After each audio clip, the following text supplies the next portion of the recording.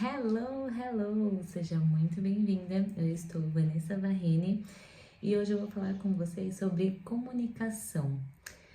Você já imaginou que se comunicar bem, de forma clara e assertiva, pode melhorar muito a sua vida? Melhorar as relações como um todo, relação íntima afetiva, namorado, namorada, companheiro, parceiro, nas amizades, com os filhos, no ambiente de trabalho, em estabelecimentos, na hora de fazer uma sugestão, uma alteração, uma crítica, demonstrar sua insatisfação com algum produto. E muitas vezes a gente passa por cima, entra na reatividade e ao invés de resolver uma situação, a gente acaba colocando ela por água abaixo, piorando, causando brigas, discussões, coisas que poderiam ser alinhadas se conversadas de uma forma um pouco diferente. Hoje eu vou falar um pouquinho sobre isso com vocês. Estou aqui com anotações para não me perder, não super me estender como eu costumo fazer por aí. Então vamos lá. Trabalhar, utilizar a comunicação não violenta é uma das coisas que transformou a minha vida. Eu tive muito desfalque na minha comunicação durante a criação, então muitas vezes não tinha a comunicação, de fato.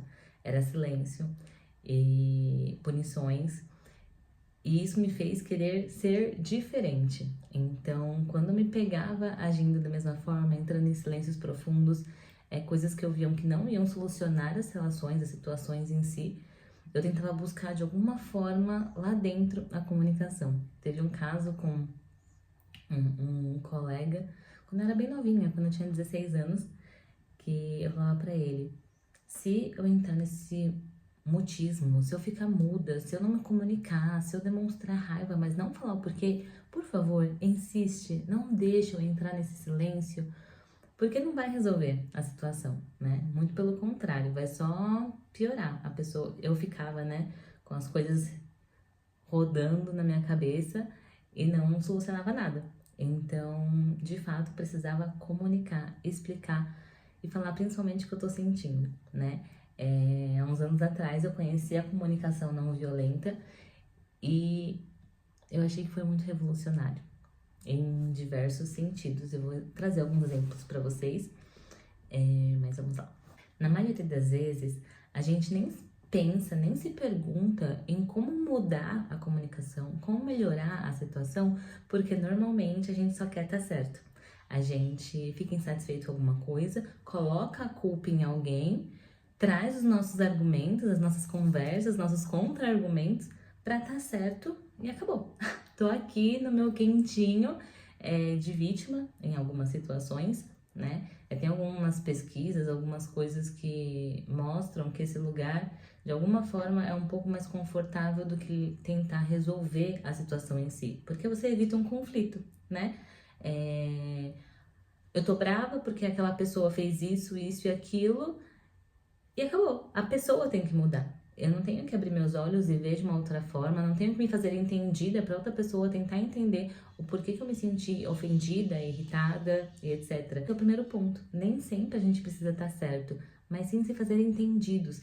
É levar para o outro detalhes dos nossos desejos, das nossas frustrações e do que a gente gostaria que mudasse e de quais seriam as possibilidades para melhorar e alinhar aquela situação. Quando a pessoa que está do outro lado tem detalhes, consegue entender melhor a situação, ao invés de só receber uma culpa, só receber um grito, só receber um xingamento, ela consegue ficar mais aberta para tentar conciliar e talvez ceder ou se expressar também para que vocês consigam alinhar a situação.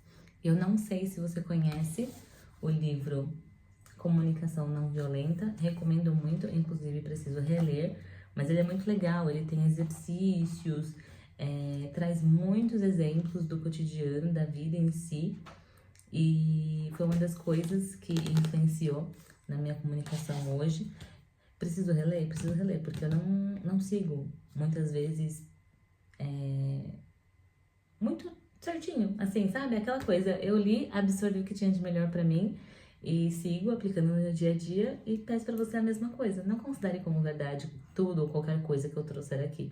Faça seus questionamentos, sinta, perceba se faz sentido para você e o que fizer sentido você carrega e utiliza aí desse lado, tá bom? E uma das coisas que o Marshall traz no livro é sobre a gente assumir a responsabilidade sobre as nossas emoções e sensações. Então, por exemplo, em vez de você falar, ai, você me deixa com raiva toda vez que você não lava a louça. Você tá falando que a pessoa te deixa com raiva. E não é a pessoa que te deixa com raiva, é você que se irrita quando tal ação, quando tal coisa não acontece de acordo com as suas expectativas, muito provavelmente. Então, uma forma, um exemplo, né, de como poderia ser dito isso, ao invés de falar, você me deixa brava quando você não lava a louça, poderia ser, eu me sinto irritada quando eu vejo que a louça tá suja. Por quê? Eu gosto de ter a cozinha organizada quando eu vou preparar meus alimentos, por exemplo, né? É que eu já até trouxe um pouquinho mais, porque a CNV tem um pouco disso, né? Você expressar os seus sentimentos, mostrar a sua frustração e também possivelmente trazer uma possibilidade. Então, nesse caso, eu me sinto irritada quando eu vejo a louça suja. Eu não tô nem falando, eu me sinto irritada quando você não lava a louça, entendeu? Eu me sinto irritada quando eu vejo a louça suja. Porque eu gosto de ter a cozinha organizada quando eu vou cozinhar. E esse era o nosso combinado. Será que rola? Fui interrompida por uma ligação. Será que rola você seguir com o nosso combinado? Consegue perceber a diferença? Muito provavelmente, como você se sente quando alguém chega falando que está bravo porque você não fez alguma coisa ou porque você ia fazer alguma coisa? Às vezes você só esqueceu, né? Então é totalmente diferente a pessoa chegar, poxa, eu me sinto irritada quando eu vejo a louça suja. Aconteceu alguma coisa, você esqueceu, esse era o nosso combinado. Do que, nossa, cara, eu fico bravo quando você não lava a louça. Aí a pessoa fala, nossa, mas eu tava numa reunião, eu esqueci, sabe? Então, não só a intensidade de como se fala as coisas, mas as palavras. Se você está direcionando a culpa, se você está assumindo a responsabilidade da emoção, às vezes para a pessoa a louça suja não faz diferença nenhuma, mas para você faz. Então, é legal que a outra pessoa esteja ciente das suas emoções, o que você sente quando aquilo é feito ou quando aquilo não é feito, tá bom? Outro detalhe importante e legal de fazer é incluir ações que você valoriza na pessoa, que você percebe. Eu não digo nem você só elogiar ou valorizar por algum interesse ou por manipulação, né? De, por exemplo, eu vou elogiar porque aí ele já fica mansinho e fica tudo certo. Não, mas na intenção de a pessoa perceber que você também tá vendo as coisas que ela tá se esforçando para fazer, as coisas que você valoriza, ou às vezes de um produto que é muito bom. Quer ver um exemplo? Teve uma vez que eu fui reclamar com uma hamburgueria. Eu sempre dou esse exemplo porque pra mim foi tipo muito legal, assim, foi revolucionário, porque teve mudança no produto, sabe? Não foi uma coisa só do comerciante me ouvir. Ele me ouviu mesmo e levou em consideração e mudou.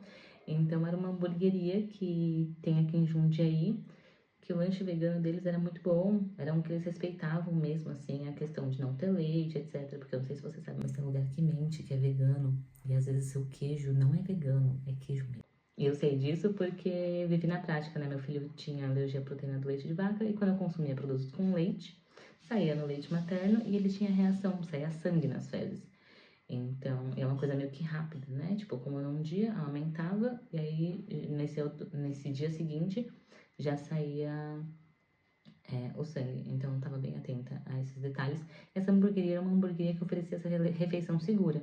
Mas uma coisa que me incomodava muito é que eles utilizavam a embalagem de isopor para mandar o hambúrguer. E eu não gosto muito da pegada de isopor e tal, tem uma questão ambiental por trás disso que pode ficar para um outro vídeo. Mas eu entrei em contato com eles e falei assim, nossa, cara, o hambúrguer de vocês é sensacional, eu amo o hambúrguer de vocês são uma das poucas hamburguerias que a gente consegue realmente confiar que é uma refeição segura em relação ao leite, ao veganismo, não sei o que lá. Mas tem uma coisinha só que faz a experiência não ser divina, né? Porque o restaurante se chama Divino 46, que é o fato da embalagem vir em isopor.